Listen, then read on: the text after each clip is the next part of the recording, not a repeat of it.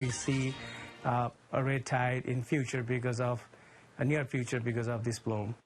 New right now at 6, a massive cloud of Saharan dust is making a 5,000-mile trek across the Atlantic and threatening to blanket the lower half of the state.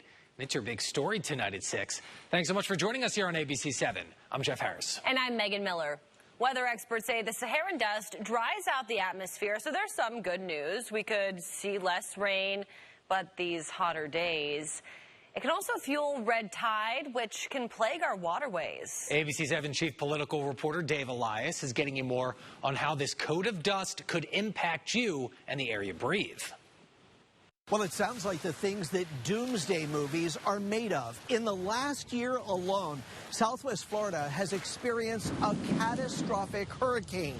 A seaweed blob once bigger than the country threatening the state's coast. And in recent weeks, blue-green algae has plagued many of our waterways. Now we have Saharan dust, which is blanketing our skies, creating a whole new concern.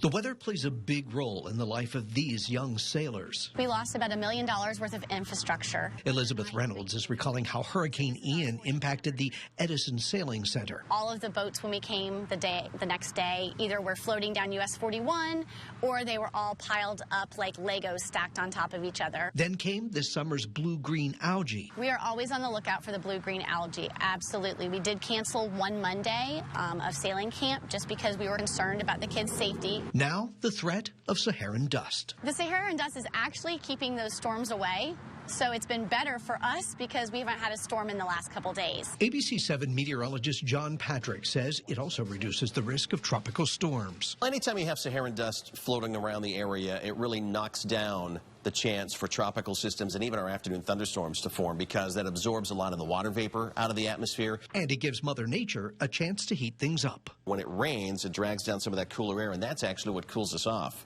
whenever it rains outside. And now that we don't have that rain with the Saharan dust, we're just going to bake. Scientists warn, though, the Saharan dust can fuel red tide in the Gulf. Potentially, it provides some of the nutrients, especially a lot of iron, some phosphorus in the form of phosphate, and that nutrient can help grow red tide. The dust is made up of tiny particles that can irritate your eyes, nose, and throat, creating allergy-like symptoms. In Lee County, Dave Elias, ABC 7.